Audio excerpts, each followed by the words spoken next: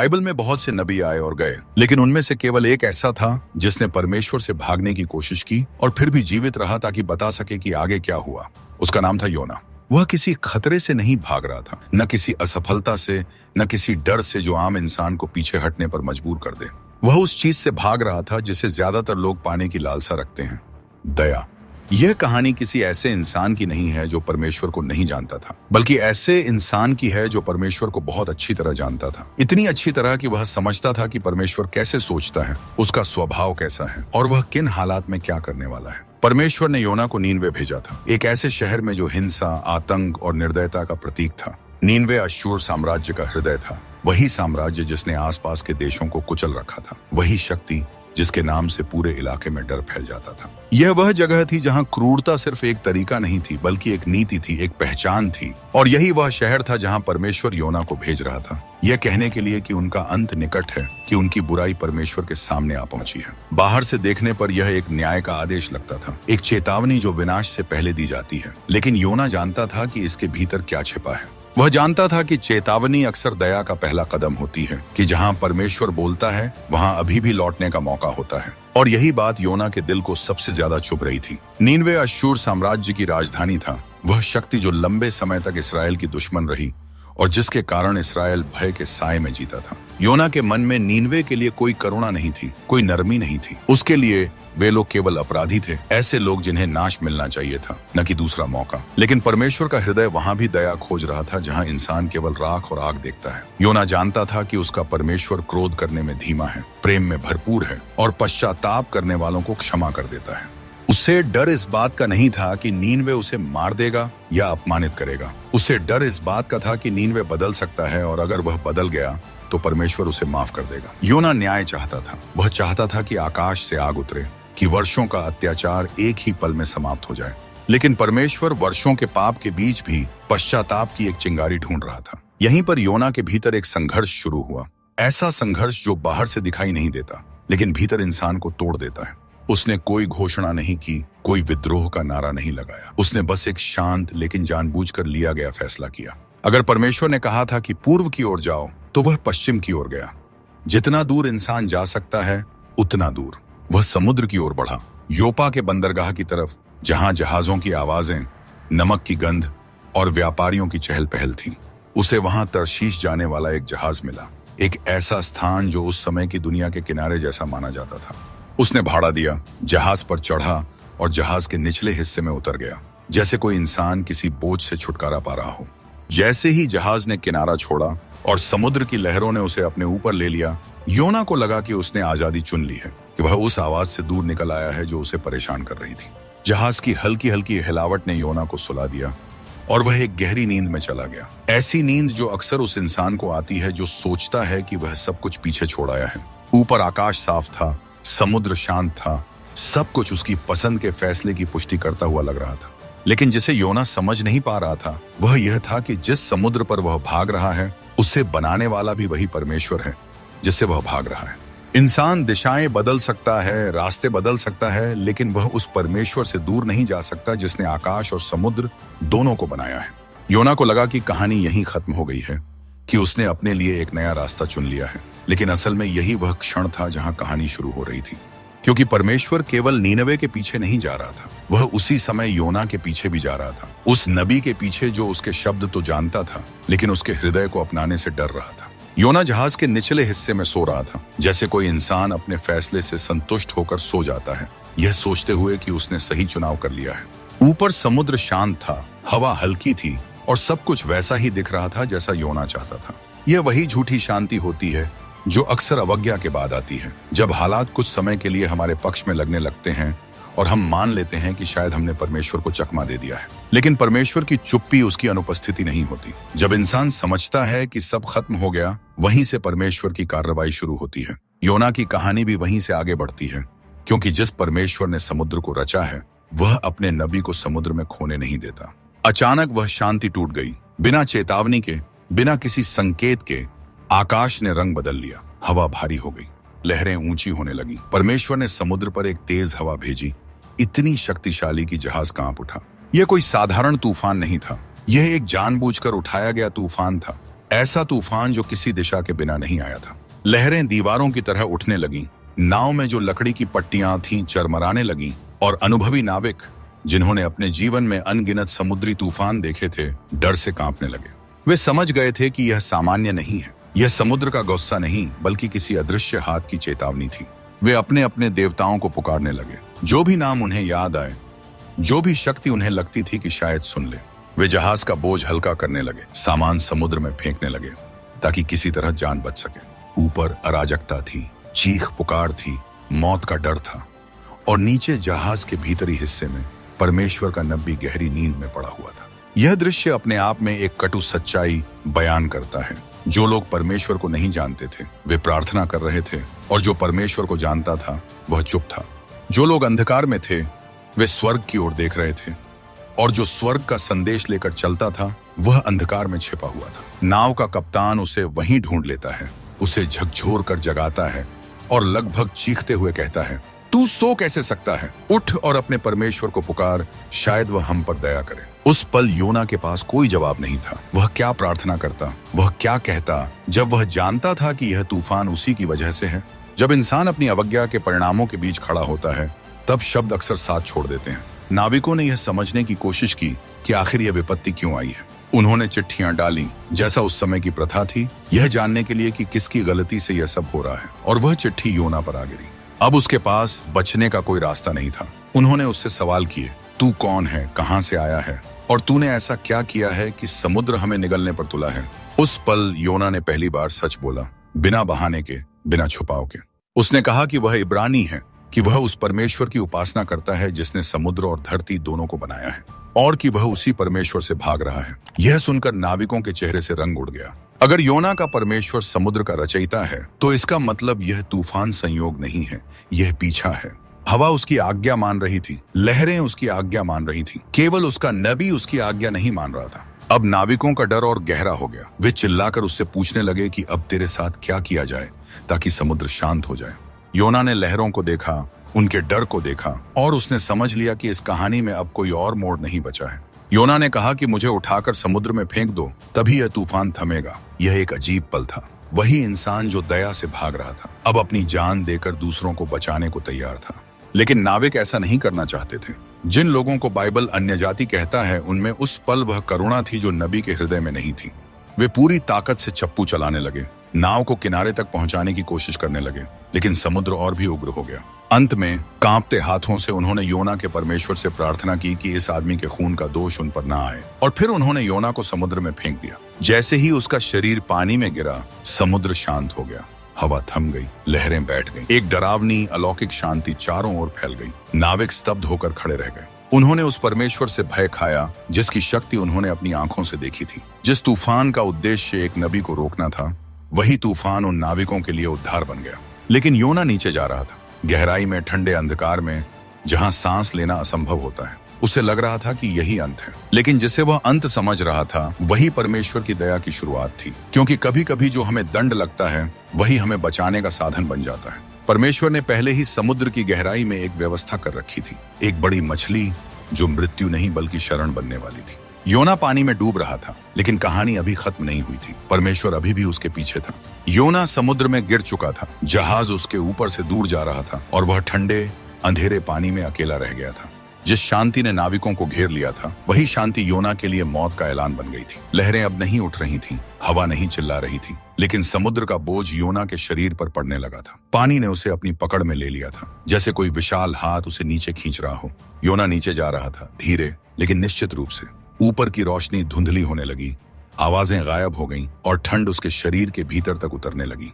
यह वही जगह थी जहां इंसान को एहसास होता है कि अब उसके पास कुछ भी नहीं बचा, न ताकत, न योजना, न कोई और रास्ता।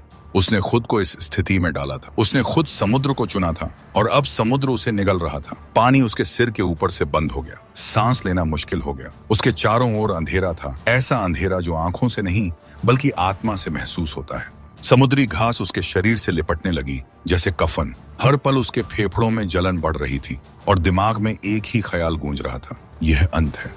यही वह जगह है जहां अधिकांश कहानियां खत्म हो जाती हैं। यही वह बिंदु है जहां न्याय पूरा हो जाता है। लेकिन योना की कहानी यहां खत्म नहीं होती, क्योंकि यह कहानी केवल न्याय की नहीं बल्कि दया की कहानी है। जिस क्षण योना को लगा कि सब कुछ समाप्त हो गया है, उसी क्षण परमेश्वर की तैयारी सामने आई।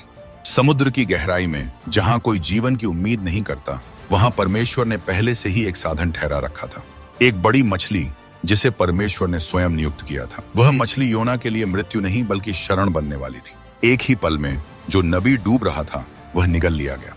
अंधेरा बदला, दबाव बदला, लेकिन सांस लौट आई। योना जीवित था, किसी खुले स्थान पर नहीं बल्कि एक जीवित कब्र में। मछली का पेट कोई सुरक्षित जगह नहीं था, वहां रोशनी नहीं थी, हवा भारी और बदबूदार थी। हर सांस उसे याद दिला रही थी कि वह जिंदा है, लेकिन ऐसी जगह जिंदा है जहां जिंदा रहना ही एक सजा जैसा था।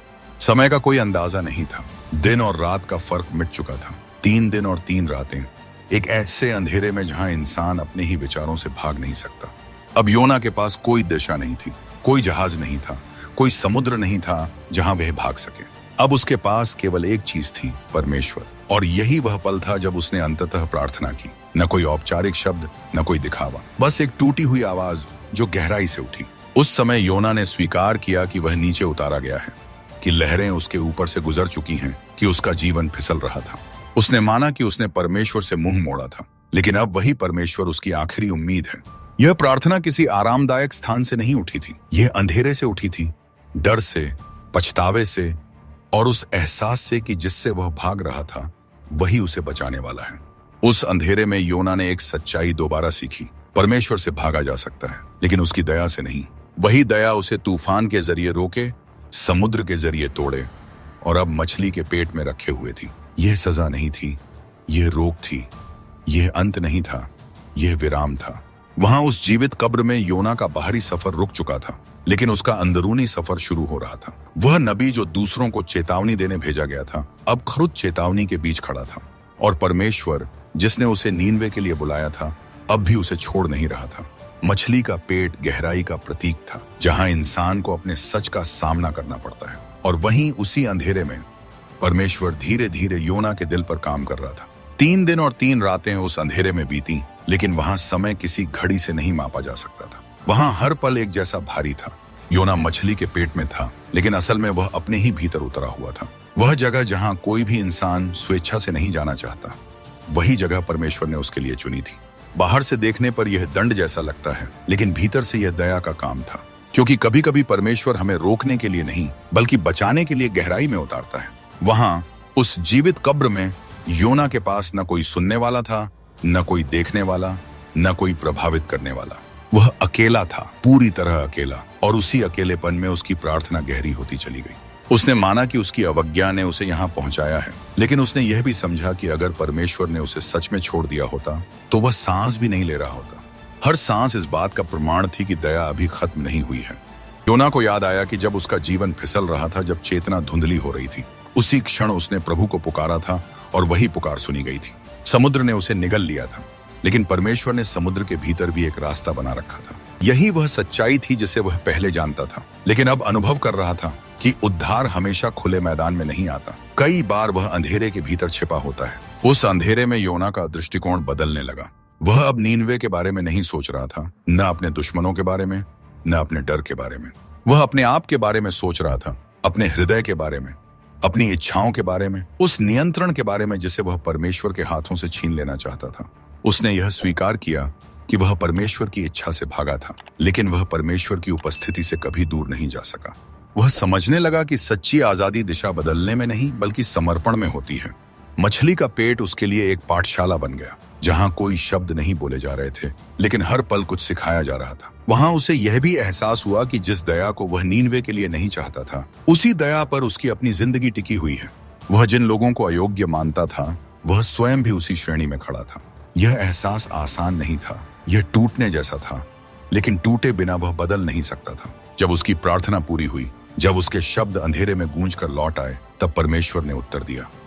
कोई आवाज नहीं, कोई दृश्य नहीं, बस एक आदेश। वही परमेश्वर जिसने समुद्र को हिलाया था, अब मछली से बोल रहा था, और मछली ने उसकी आज्ञा मानी। अचानक गति बदली, दबाव बदला। योना को महसूस हुआ कि वह ऊपर की ओर बढ़ रहा है। फिर एक जोर का झटका लगा और मछली ने योना को बाहर उगल दिया। समुद्र के किनारे सूखी जमीन पर वह वहीं गिर पड़ा, कांपता हुआ, सांसें भरता हुआ, नमक और गंदगी से लिपटा हुआ। उसकी आंखें रोशनी से चकाचौंध हो गईं। आसमान ऊपर था, जमीन नीचे थी, वह जिंदा था। जो इंसान मृत्यु के सबसे करीब पहुंच चुका था, उसे जीवन वापस मिला था।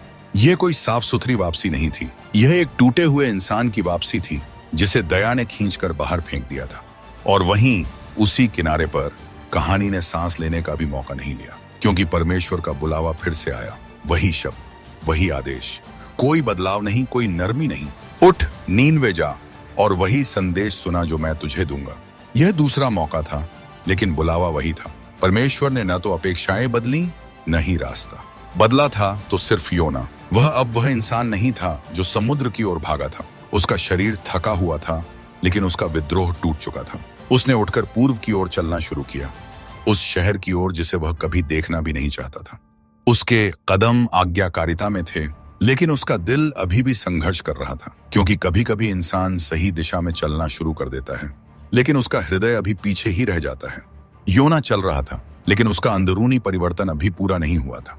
और यही कारण था कि आगे जो होने वाला था, वह केवल नीनवे के लिए नहीं, बल्कि योना के लिए भी एक और परीक्षा बनने वाला था। जैसे जैसे वह नीनवे के करीब पहुंचता गया, शहर का आकार उसके सामने उभरने लगा। नीनवे कोई साधारण नगर नहीं था जिसे एक नजर में समझा जा सके। वह इंसानी घमंड का स्मारक था। ऊंची ऊंची दीवारें, विशाल फाटक, पत्थरों पर खुदे हुए शेर और पंखों वाले बैल, सब कुछ ताकत का प्रदर्शन था। सैनिक सड़कों पर पहरा दे रहे थे, बाजारों में भीड़ थी, महलों की छतें सूरज की रोशनी में चमक रही थीं। यह साम्राज्य का हृदय था, वह शहर जिसके नाम से पूरी दुनिया डरती थी। और योना जानता था कि इन्हीं गलियों में वे लोग चलते हैं जिन्होंने कैदियों को यातना देने के आदेश दिए थे, जिन्होंने हिंसा से अपनी दौलत बनाई थी, जिन्होंने पूरे राष्ट्रों को कांपने पर मजबूर किया था। हर दीवार, हर ईंट, हर छाया उसे याद दिला रही थी कि यह शहर दोषी है। खून की गंध जैसे हवा में बसी हुई थी। योना शहर के फाटक से भीतर दाखिल हुआ। उसने कोई मंच नहीं बनाया, उसने कोई लंबा उपदेश तैयार नहीं किया, उसने बहस नहीं की, तर्क नहीं दिए और लोगों को मनाने की कोशिश नहीं की। उसने वही कहा जो उसे कहा गया था, बस एक वाक्य, 40 दिन और नीनवे नाश हो जाएगा। न कोई आशा, न कोई शर्त, न कोई विस्तार। यह शुद्ध न्याय का संदेश था। ऐसा लगा जैसे योना ने जानबूझकर उसमें दया की कोई गुंजाइश नहीं छोड़ी हो। शायद उसके दिल में यह उम्मीद थी कि अगर संदेश कठोर होगा तो परिणाम भी कठोर होगा। लेकिन परमेश्वर का काम हमेशा इंसान की उम्मीदों के मुताबिक नहीं चलता। फिर कुछ ऐसा हुआ जिसकी किसी ने कल्पना नहीं की थी। नीनवे के लोगों ने परमेश्वर की बात पर विश्वास किया। यह विश्वास किसी चमत्कार के प्रदर्शन से नहीं आया, न किसी आश्वासन से, सिर्फ एक चेतावनी, और शहर हिल गया। अमीर और गरीब, ताकतवर और कमजोर, सबने एक साथ प्रतिक्रिया दी। उपवास घोषित किया गया। लोग टाट पहनने लगे, जो शोक और पश्चाताप का प्रतीक था। यह खबर राजा तक पहुंची। वही राजा जो सिंहासन पर बैठता था, वही राजा जिसके एक आदेश से जिंदगियां खत्म हो जाती थीं। वह अपने सिंहासन से उतरा, अपने राजसी वस्त्र उतारे, टाट ओढ़ा और राख में बैठ गया। यह सिर्फ एक व्यक्तिगत पश्चाताप नहीं था, यह पूरे साम्राज्य की झुकावट थी। एक फरमान जारी किया गया कि न आदमी, न पशु, न झुंड, कोई कुछ न खाए पिए, सब परमेश्वर को पुकारें, हर कोई अपनी हिंसा छोड़ दे। और फिर वे शब्द बोले गए जिनमें न कोई अधिकार था, न कोई दावा। कौन जाने, शायद परमेश्वर दया करे। यह नीनवे का सबसे बड़ा चमत्कार था। दीवारें नहीं गिरी, आग नहीं उतरी, तलवारें नहीं चली, बल्कि एक पूरा शहर घुटनों पर आ गया। जिन लोगों ने कभी दया नहीं दिखाई थी, वे अब दया की भीख मांग रहे थे। और परमेश्वर ने देखा, उसने देखा कि वे अपने बुरे रास्तों से लौट आए हैं। और उसने वह किया जिससे योना सबसे ज्यादा डर रहा था। परमेश्वर ने नाश को रोक लिया, शहर बच गया। लेकिन इस दृश्य को देखकर सबसे ज्यादा बेचैन इंसान वही था जिसने यह संदेश सुनाया था। योना, जिस नबी ने चेतावनी दी थी, वही नबी अब अंदर से जल रहा था, क्योंकि जो होना चाहिए था वह नहीं हुआ, और जो नहीं होना चाहिए था वही हो गया। परमेश्वर ने दया कर दी थी। और यह कहानी अब एक नए मोड़ पर पहुंच चुकी थी, जहां असली संघर्ष नीनवे में नहीं, बल्कि योना के दिल में होने वाला था। नीनवे बच चुका था। जिन गलियों में खून की गंध बसती थी, वहां अब मौन था। जहां कभी शक्ति का प्रदर्शन होता था, वहां अब झुकाव था। हिंसा से पहचाने जाने वाले लोग अब उपवास में थे, टाट पहने हुए, सिर झुकाए हुए। यह वह दृश्य था जिसकी किसी ने कल्पना नहीं की थी। एक ऐसा शहर जो जल जाना चाहिए था, वह जीवित खड़ा था।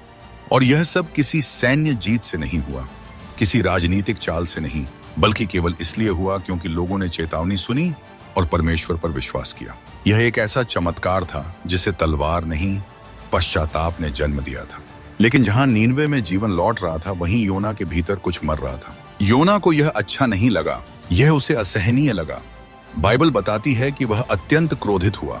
यह हल्का सा गुस्सा नहीं था, यह भीतर से उठता हुआ ऐसा क्रोध था जो इंसान की सोच को अंधा कर देता है। वही बात जिसके डर से वह शुरू से भाग रहा था, वही अब उसके सामने सजीव खड़ी थी।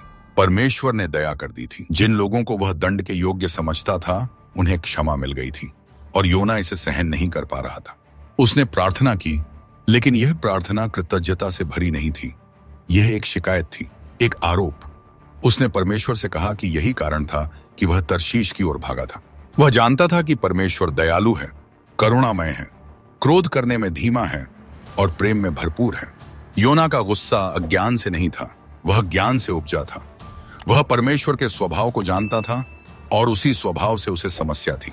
उसने कहा कि उसके लिए जीने से बेहतर मर जाना अच्छा है। यह शब्द किसी थके हुए इंसान के नहीं थे, बल्कि उस इंसान के थे जिसकी इच्छा पूरी नहीं हुई थी।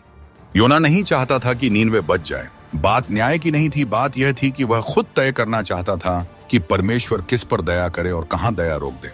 और जब परमेश्वर ने उसकी सीमाओं को पार कर दिया, तो योना का क्रोध फूट पड़ा। परमेश्वर ने उससे एक साधारण सा सवाल पूछा, क्या तेरा क्रोधित होना ठीक है? लेकिन योना ने कोई उत्तर नहीं दिया। वह शहर से बाहर चला गया। उसने पूर्व दिशा में एक जगह चुनी, वहां अपने लिए एक अस्थायी छाया बनाई और बैठ गया। वह इंतजार करता रहा। उसे लगा कि शायद यह पश्चाताप ज्यादा देर न टिके, शायद परमेश्वर फिर अपना मन बदल ले, शायद अब भी आग गिरे। योना देखना चाहता था कि आगे क्या होगा। उसका शरीर तो आज्ञा मान रहा था, लेकिन उसका दिल अभी भी बदले से भरा था। वहां बैठा हुआ योना एक अजीब स्थिति में था। उसने परमेश्वर का आदेश पूरा किया था, लेकिन प्रेम के बिना। उसने परमेश्वर का संदेश तो दे दिया, लेकिन उसका दिल उस संदेश जैसा नहीं था। वह नबी था, शास्त्र जानता था और परमेश्वर की बातें ठीक ठीक कह सकता था। फिर भी वह परमेश्वर की दया और सोच को अपने जीवन में दिखा नहीं पा रहा था। और यहीं से कहानी का सबसे सूक्ष्म और गहरा पाठ शुरू होता है। परमेश्वर ने एक पौधे को उगाया जो रातों रात योना के ऊपर छाया बन गया। धूप से राहत मिली और योना बहुत प्रसन्न हुआ। यह पहली बार था जब नीनवे की घटना के बाद उसे किसी चीज से खुशी मिली। लेकिन अगली सुबह परमेश्वर ने एक कीड़े को नियुक्त किया, जिसने उस पौधे को काट दिया। पौधा सूख गया। फिर एक तपती हुई पूर्वी हवा चली। सूरज की गर्मी योना के सिर पर पड़ी और वह फिर से टूट गया। उसने फिर वही बात कही कि उसके लिए मर जाना बेहतर है। परमेश्वर ने फिर सवाल पूछा, इस बार पौधे के बारे में। क्या तू इस पौधे के लिए क्रोधित होना ठीक समझता है? और योना ने कहा, हाँ, इतना कि मर जाऊं। तब परमेश्वर ने वह अंतिम बात कही जो पूरी पुस्तक का केंद्र है। उसने कहा कि तू उस पौधे के लिए दुखी है जिसके लिए तूने कोई परिश्रम नहीं किया, जो एक रात में उगा और एक रात में नष्ट हो गया। फिर परमेश्वर ने पूछा, क्या मुझे नीनवे जैसे बड़े नगर पर दया नहीं करनी चाहिए, जहां 1,20,000 से ज्यादा लोग हैं जो सही और गलत का भेद नहीं जानते, और बहुत से पशु भी हैं? यह सवाल हवा में लटक गया। कोई जवाब नहीं दिया गया। पुस्तक वहीं समाप्त हो जाती है। यह अंत अधूरा नहीं है, यह जानबूझकर खुला छोड़ा गया अंत है, क्योंकि यह कहानी केवल योना की नहीं है, यह हमारी है। हम सब कभी न कभी योना रहे हैं। हमने भी तय किया है कि कौन दया के योग्य है और कौन नहीं। हमने भी चाहा है कि हमारे लिए परमेश्वर दयालु हो, लेकिन दूसरों के लिए कठोर। हम भी न्याय दूसरों के लिए और क्षमा अपने लिए चाहते हैं। योना की समस्या यह नहीं थी कि वह परमेश्वर को नहीं जानता था। उसकी समस्या यह थी कि वह परमेश्वर जैसा बनना नहीं चाहता था। और यही वह सवाल है जो आज भी हमारे सामने खड़ा है। अगर परमेश्वर दया करता है तो क्या हम खुश होंगे या नाराज? नीनवे के बाहर शहर से थोड़ी दूरी पर योना बैठा हुआ था। उसके सामने वह नगर फैला हुआ था जिसे अभी अभी विनाश से जीवन मिला था। दीवारें अब भी खड़ी थीं, गलियां अब भी भरी हुई थीं और लोग अब भी जीवित थे। हर सांस, हर कदम, हर हलचल योना को याद दिला रही थी कि परमेश्वर ने दया कर दी है। जिस आग की वह प्रतीक्षा कर रहा था वह नहीं उतरी, जिस न्याय की उसने कल्पना की थी वह नहीं हुआ, और इस सन्नाटे में जहां नाश होना चाहिए था वहां जीवन मौजूद था। योना का शरीर शहर से बाहर था, लेकिन उसका मन अब भी उसी जगह अटका हुआ था जहां वह शुरू से था, प्रतिशोध में। उसने अपने लिए एक छोटी सी झोंपड़ी बनाई, कुछ डालियां जोड़कर एक अस्थायी छाया खड़ी की और वहीं बैठ गया। वह देखता रहा। शायद यह पश्चाताप टिकेगा नहीं, शायद परमेश्वर फिर से अपना निर्णय बदलेगा, शायद थोड़ी देर बाद न्याय आएगा। योना प्रतीक्षा कर रहा था, जैसे कोई इंसान अपनी इच्छा के पूरा होने की आखिरी उम्मीद को पकड़े रहता है, भले ही भीतर से जानता हो कि वह उम्मीद खोखली है। धूप तेज थी, हवा भारी थी, योना की देह थकी हुई थी और उसका मन कड़वाहट से भरा हुआ था। और उसी समय परमेश्वर ने एक और काम किया। उसने एक पौधे को उगाया कोई साधारण पौधा नहीं, बल्कि ऐसा पौधा जो तेजी से बढ़ा, जिसकी पत्तियां चौड़ी थीं और जिसने योना के सिर पर गहरी छाया बना दी। अचानक धूप की मार कम हो गई, शरीर को राहत मिली। उस तपती हुई गर्मी में यह पौधा एक छोटे से चमत्कार जैसा था, और बाइबल बताती है कि योना उस पौधे के कारण बहुत प्रसन्न हुआ। यह एक अजीब सी खुशी थी। नीनवे के बच जाने पर वह प्रसन्न नहीं हुआ था, हजारों लोगों के जीवन पर वह नहीं पिघला था, लेकिन अपने आराम पर, अपनी सुविधा पर वह खुशी से भर गया। यह पहली बार था जब उसकी भावनाएं सकारात्मक दिशा में झुकी, और वह भी किसी और के लिए नहीं, केवल अपने लिए। लेकिन यह राहत टिकने वाली नहीं थी। अगली सुबह जब सूरज उगा, परमेश्वर ने एक और छोटी सी व्यवस्था की। उसने एक कीड़े को नियुक्त किया। कोई बड़ा तूफान नहीं, कोई भयानक चिन्ह नहीं, बस एक छोटा सा कीड़ा, और उसी कीड़े ने पौधे को काट दिया। पौधा मुरझा गया, पत्तियां झुक गईं, छाया गायब हो गई। फिर परमेश्वर ने एक तपती हुई पूर्वी हवा भेजी। सूरज की गर्मी सीधे योना के सिर पर पड़ने लगी। उसका शरीर फिर से थक गया, उसकी सांसें भारी हो गईं, और वही भावना जो पहले नीनवे के लिए उठी थी, अब फिर उसके भीतर उमड़ आई, मर जाने की इच्छा। उसने कहा कि उसके लिए जीने से बेहतर मर जाना है। यह शब्द सुनने में निराशा जैसे लगते हैं, लेकिन इनके पीछे निराशा से ज्यादा जिद थी। वह उस दुनिया में जीना नहीं चाहता था जहां परमेश्वर उसकी सीमाओं के अनुसार काम न करे। तब परमेश्वर ने उससे फिर सवाल पूछा, इस बार नीनवे के बारे में नहीं, बल्कि उस पौधे के बारे में। क्या तेरा इस पौधे के लिए क्रोधित होना ठीक है? और योना ने बिना रुके कहा, हाँ, इतना कि मर जाऊं। यह जवाब अपने आप में बहुत कुछ कह देता है। वह उस चीज के लिए दुखी था जो एक रात में आई और एक रात में चली गई, जिसके लिए उसने कोई मेहनत नहीं की, जिसे उसने बोया नहीं, जिसे उसने सींचा नहीं। फिर परमेश्वर ने बात को खोलकर सामने रख दिया। उसने कहा कि तू उस पौधे पर दया करता है जो क्षणिक था, अस्थायी था, लेकिन उस महान नगर पर दया करने को तैयार नहीं है, जहां 1,20,000 से ज्यादा लोग रहते हैं, जो सही और गलत का भेद नहीं जानते, और जिनके साथ बहुत से पशु भी हैं। यह तुलना अचानक योना के सामने आईने की तरह खड़ी हो गई। एक पौधा और एक शहर, एक छाया और हजारों जीवन, एक रात की सुविधा और पीढ़ियों का भविष्य। यहीं पर पुस्तक समाप्त हो जाती है। कोई जवाब नहीं। योना की तरफ से कोई पश्चाताप नहीं लिखा गया, कोई सुधार नहीं दिखाया गया, बस एक सवाल जो हवा में टंगा रह जाता है। और यह सवाल केवल योना के लिए नहीं था, यह हर उस इंसान के लिए था जो परमेश्वर पर विश्वास करता है। क्या हमें अपनी सुविधा से ज्यादा लोगों की परवाह है? क्या हमारी करुणा हमारी सीमाओं तक जाती है या परमेश्वर की तरह आगे बढ़ती है? क्या हम उस दया को स्वीकार कर सकते हैं जो हमारे दुश्मनों तक पहुंचती है? योना की कहानी समुद्र से शुरू नहीं हुई थी और मछली पर खत्म नहीं हुई। वह असल में यहाँ खत्म होती है, एक सवाल पर, क्योंकि परमेश्वर जवाब नहीं थोपता। वह हृदय को सामने रख देता है और कहता है, अब देखो और तय करो कि तुम्हारा हृदय मेरे जैसा है या नहीं। योना की कहानी यहीं आकर सिर्फ इतिहास नहीं रह जाती। यह किसी पुराने नबी की विफलता की रिपोर्ट नहीं है, बल्कि एक आईना बन जाती है। क्योंकि अगर हम ईमानदारी से देखें तो इस कहानी में नीनवे से ज्यादा पहचान हमें योना से होती है। हम उसके डर को समझते हैं, हम उसके गुस्से को समझते हैं, हम उसकी दुविधा को समझते हैं, और यही कारण है कि यह कहानी आज भी जीवित है। क्योंकि योना कोई अपवाद नहीं था, वह इंसानी हृदय का प्रतिनिधि था। वह उस संघर्ष की तस्वीर था जो हर उस व्यक्ति के भीतर चलता है जो परमेश्वर को जानता तो है, लेकिन हर बार उसके जैसा बनना नहीं चाहता। योना की सबसे बड़ी समस्या यह नहीं थी कि उसने परमेश्वर की आज्ञा नहीं मानी, वह तो अंत में मान ही गया। उसकी असली समस्या यह थी कि वह चाहता था कि परमेश्वर उसकी सोच के अनुसार काम करे। वह चाहता था कि दया उसके नियंत्रण में हो, कि कुछ लोग क्षमा के योग्य हों और कुछ नहीं, कि कुछ लोगों पर परमेश्वर नरम हो और कुछ पर सख्त। और अगर हम सच बोलें तो यही संघर्ष हमारे भीतर भी चलता है। हम अपने लिए दया चाहते हैं, लेकिन दूसरों के लिए न्याय। हम चाहते हैं कि जब हम गिरें तो परमेश्वर हमें समझे, लेकिन जब कोई और गिरे तो उसे सबक सिखाया जाए। हम अपने इरादों को हालात के नाम पर सही ठहराते हैं, लेकिन दूसरों के कामों को उनके चरित्र की कमी कहकर खारिज कर देते हैं। योना यही कर रहा था। फर्क बस इतना था कि उसकी कहानी लिखी गई और हमारी अक्सर छुपी रह जाती है। यहीं से हमारा नीनवे कौन है वाला सवाल पैदा होता है। नीनवे सिर्फ एक शहर नहीं था, नीनवे वह जगह है जहां हमारी दया रुक जाती है। वह व्यक्ति जिसे हम कभी माफ नहीं करना चाहते, वह समूह जिसके बारे में हम सोचते हैं कि ये लोग नहीं बदल सकते, वह पाप जिसे हम अपने लिए तो कमजोरी कहते हैं लेकिन दूसरों के लिए अक्षम्य मानते हैं। हमारा नीनवे वह सीमा है जहां हम चाहते हैं कि परमेश्वर हमारी तरह सोचे, और जब वह ऐसा नहीं करता तो हम भीतर ही भीतर खिन्न हो जाते हैं। हम सेवा तो करते हैं लेकिन खुशी के बिना, हम आज्ञाकारिता निभाते हैं लेकिन प्रेम के बिना, हम चर्च जाते हैं, प्रार्थना करते हैं, सही शब्द बोलते हैं, लेकिन दिल के किसी कोने में यह इच्छा छुपी रहती है कि कुछ लोगों को परमेश्वर की दया न मिले। योना की कहानी यह भी दिखाती है कि धार्मिक ज्ञान और बदला हुआ हृदय एक ही चीज नहीं है।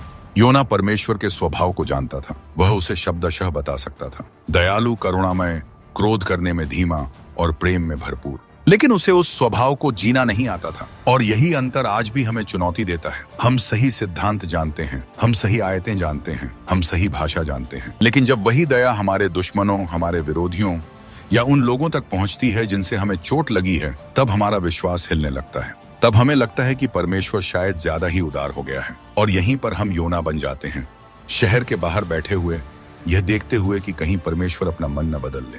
परमेश्वर ने योना के जीवन में जो किया वह सिर्फ उसे आज्ञाकारी बनाने के लिए नहीं था। उसने तूफान भेजा ताकि उसे रोके, उसने मछली भेजी ताकि उसे बचाए, उसने नीनवे भेजा ताकि उसे नम्र करे, उसने पौधा दिया ताकि उसे दिखाए कि वह किस बात पर खुश होता है, और फिर पौधा ले लिया ताकि उसे यह समझा सके कि उसका हृदय कितना सीमित है। हर चरण में परमेश्वर योना को न सिर्फ सही रास्ते पर ला रहा था, बल्कि सही हृदय की ओर भी बुला रहा था। और यही वह बिंदु है जहां यह कहानी हमसे सवाल करती है, क्या हम परमेश्वर की सेवा सिर्फ इसलिए करते हैं क्योंकि यह सही है, या इसलिए भी कि हम उसका हृदय अपनाना चाहते हैं? योना की कहानी इस सच्चाई पर खत्म होती है कि परमेश्वर किसी को मजबूर नहीं करता। वह सवाल पूछता है, वह सामने रख देता है, वह कहता है, देखो और तय करो, क्या तुम्हारी करुणा सिर्फ तुम्हारी सुविधा तक सीमित है, या वह वहां तक जाती है जहां मेरी जाती है? क्या तुम मेरी आवाज तो ढो रहे हो, लेकिन मेरा हृदय नहीं? यह कहानी हमें असहज करती है, क्योंकि यह हमें नीनवे से नहीं, खुद से भिड़ाती है। और शायद यही इसका उद्देश्य था, क्योंकि परमेश्वर का असली काम शहरों को बदलना नहीं होता। वह पहले नबियों के दिल बदलना चाहता है, और जब दिल बदलते हैं तब शहर अपने आप बदल जाते हैं। योना की कहानी किसी निष्कर्ष के साथ समाप्त नहीं होती। इसमें कोई साफ जवाब नहीं दिया गया। न यह लिखा है कि योना बदल गया, न यह कि वह वहीं का वहीं रह गया। कहानी अचानक रुक जाती है, जैसे किसी ने आखिरी पन्ना जानबूझकर खाली छोड़ दिया हो। और यही इसकी सबसे बड़ी ताकत है, क्योंकि यह खाली जगह योना के लिए नहीं छोड़ी गई थी, यह हमारे लिए छोड़ी गई थी। परमेश्वर ने अंत में कोई आदेश नहीं दिया, कोई डांट नहीं लगाई, कोई दंड नहीं सुनाया। उसने सिर्फ एक सवाल पूछा, क्या मुझे नीनवे पर दया नहीं करनी चाहिए? और फिर वह चुप हो गया, क्योंकि कुछ सवालों के जवाब शब्दों से नहीं, जीवन से दिए जाते हैं। यह सवाल हमें मजबूर करता है कि हम अपने भीतर झांकें। क्या हम सच में उस परमेश्वर की सेवा कर रहे हैं जैसा वह है, या उस परमेश्वर की कल्पना कर रहे हैं जैसा हम उसे चाहते हैं?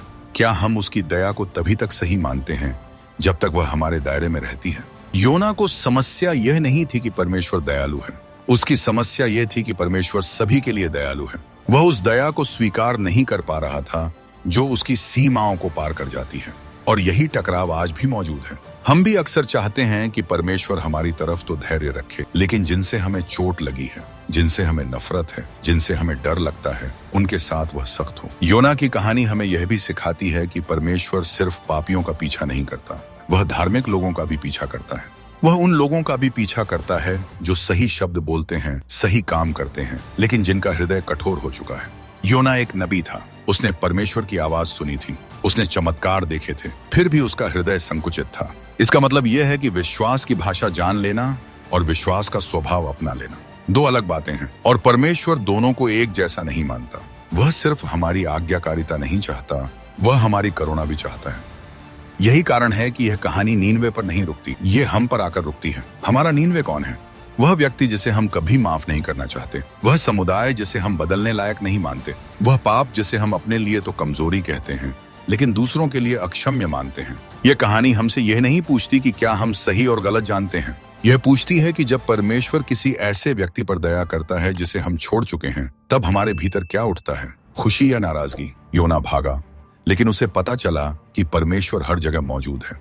वह गहराई में उतरा, लेकिन वहां भी दया उसका इंतजार कर रही थी। उसने न्याय का संदेश सुनाया, लेकिन वह दया में बदल गया। और फिर वह बाहर बैठा रहा, यह सोचते हुए कि काश दया जीत न जाती। यह कहानी हमें यह दिखाती है कि परमेश्वर का प्रेम हमारे नियंत्रण में नहीं है, वह हमारी सीमाओं से बंधा नहीं है। वह उन जगहों तक पहुंचता है जहां हम नहीं जाना चाहते, और यही उसे परमेश्वर बनाता है। अगर उसकी दया सिर्फ हमारे जैसे लोगों तक सीमित होती तो वह दया नहीं पसंद होती। कहानी यहीं समाप्त होती है, लेकिन सवाल बना रहता है, जब परमेश्वर दया करता है तो हम क्या करते हैं? क्या हम उसके साथ खड़े होते हैं या उसके खिलाफ मन ही मन खड़े हो जाते हैं? क्या हम उस प्रेम में आनंदित होते हैं या उसे अनुचित समझते हैं? क्योंकि अंत में योना की यात्रा समुद्र के पार नहीं थी, वह उसके भीतर थी, और वही यात्रा आज भी जारी है। हमारे भीतर। परमेश्वर आज भी वही सवाल पूछ रहा है और जवाब आज भी हमसे मांग रहा है। अगर ये वीडियो आपको अच्छी लगी हो तो इसे अपने परिवार और दोस्तों के साथ जरूर शेयर करें और हमारे चैनल बाइबल ट्यूब को सब्सक्राइब करना न भूलें ताकि आप ऐसे ही और आत्मिक संदेश पा सकें। परमेश्वर आपको और आपके पूरे परिवार को अपनी भरपूर आशीषों से भर दे। जय मसीह की।